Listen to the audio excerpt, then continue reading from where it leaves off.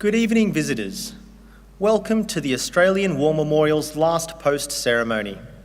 My name is Robert Allen, and joining us today from the Australian Army is Corporal Daniel Hodgson. We welcome the veterans who have served, those that are still serving, and the families that love and support them. The live stream of this ceremony is made possible by the Returned and Services League of Australia and the RSL and Services Clubs Association. We welcome members who are watching the broadcast of this ceremony across Australia. During this evening's ceremony, wreaths will be laid at the base of the pool of reflection by visitors to the memorial. If you're able, please stand and join in singing the national anthem.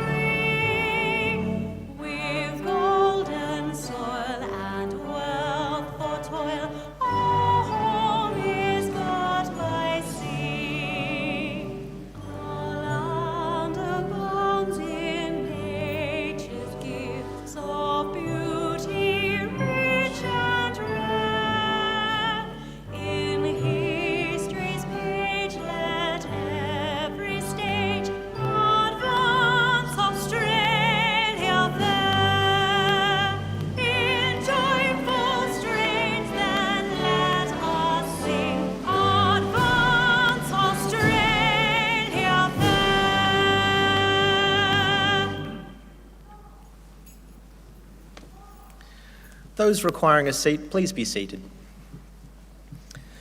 The Australian War Memorial was the vision of Charles Bean, Australia's First World War official historian.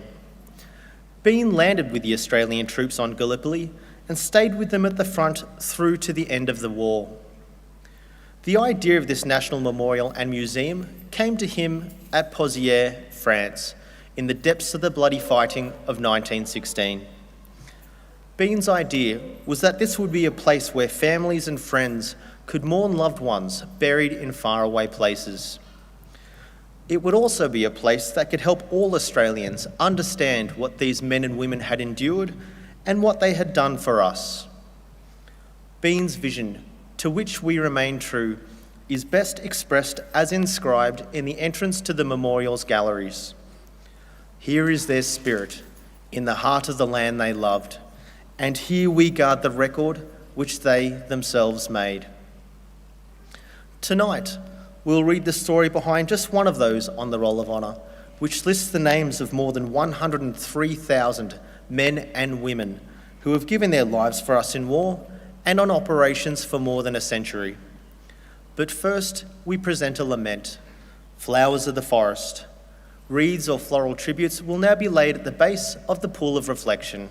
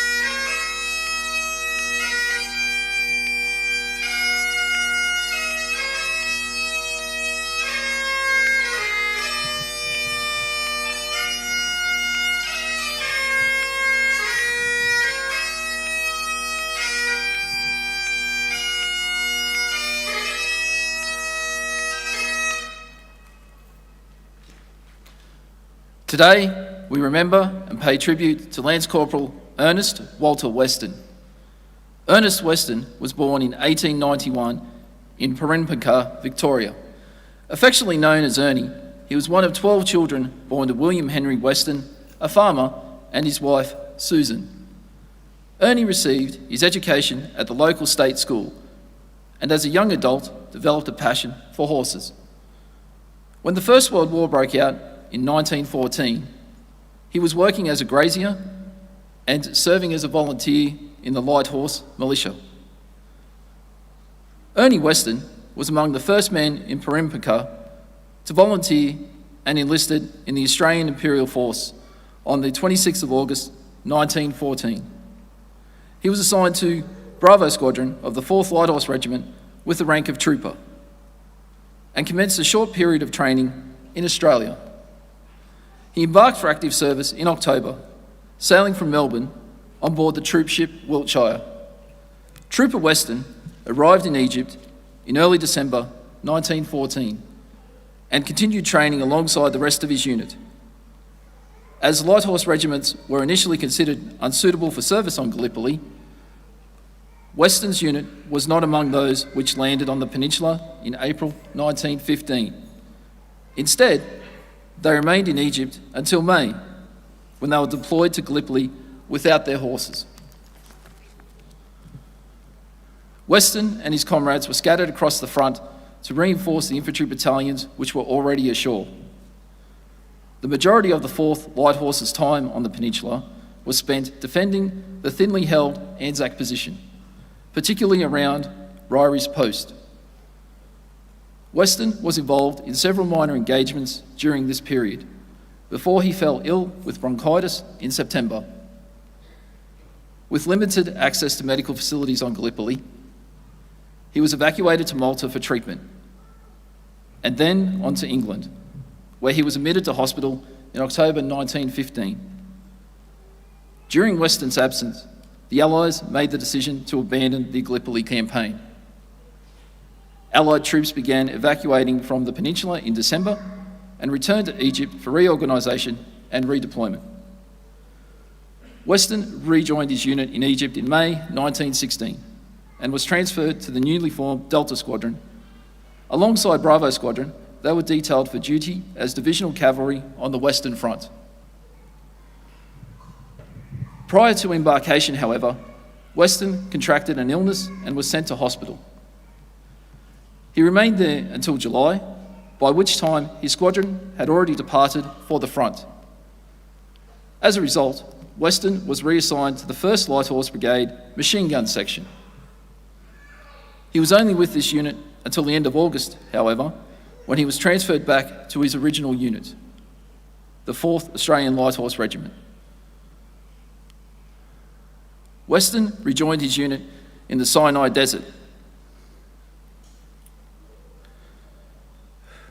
where they had been undertaking security duties. Just a month later, Weston was drawn into his first major battle of the war, when his unit took part in the attack on the town of Beersheba. The attack required mounted troops to sweep through the town from the east, while infantry attacked from the southwest, fooling Turkish forces into preparing for another attack on Gaza to the west. The Allied forces successfully broke through enemy lines and occupied Beersheba within just a matter of hours. Weston's unit, alongside the 12th Light Horse, were unleashed on the town at a gallop, which became to be known as the Charge of Beersheba. The Allies' success at Beersheba paved the way for a third attack on the vital city of Gaza, which fell to the British on the 7th of November 1917, with little resistance from Turkish forces. Weston and his comrades took part in the pursuit of the enemy, which followed as they continued training and undertaking periods of rest, during which time Weston was promoted to Lance Corporal.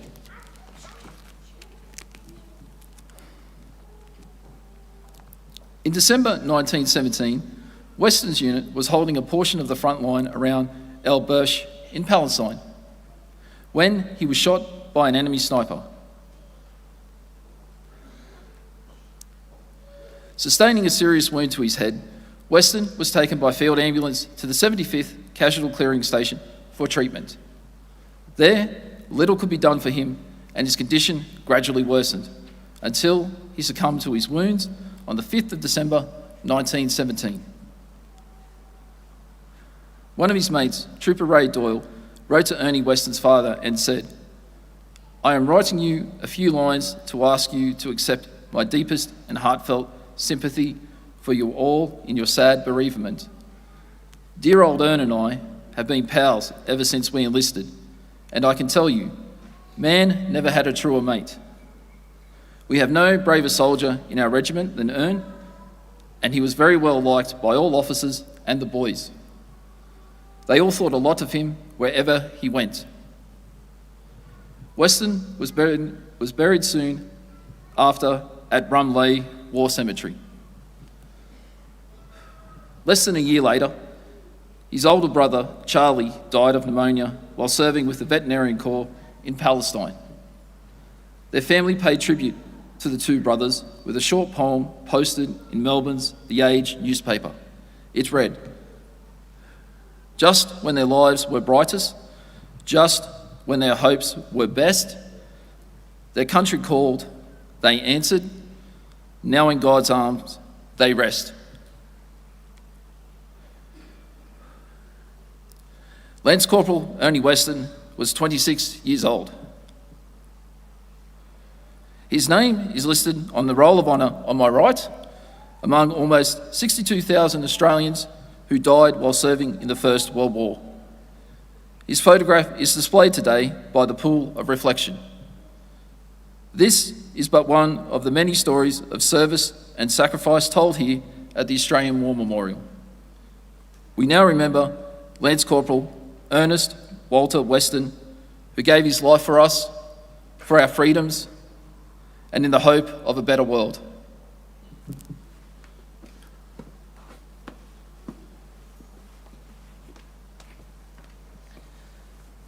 If able, please stand for the reading of the Ode and the sounding of the last post.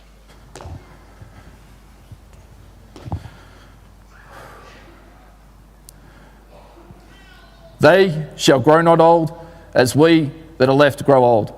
Age shall not weary them, nor the years condemn. At the going down of the sun and in the morning, we will remember them. We will remember them.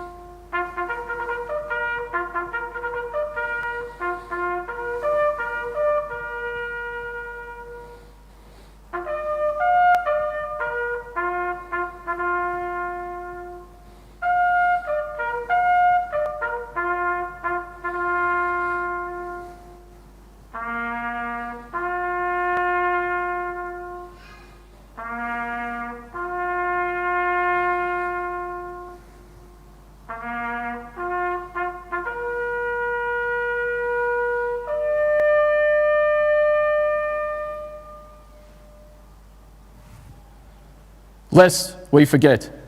Lest we forget.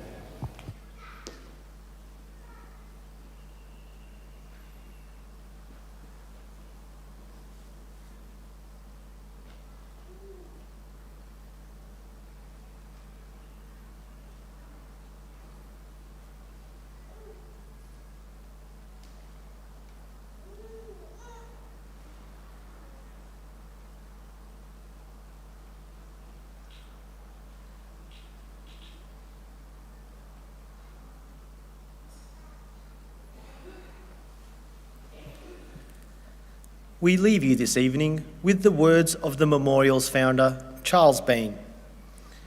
Many a man lying out there at Pozières or in the low scrub at Gallipoli with his poor, tired senses barely working through the fever of his brain, has thought in his last moments, well, it's over.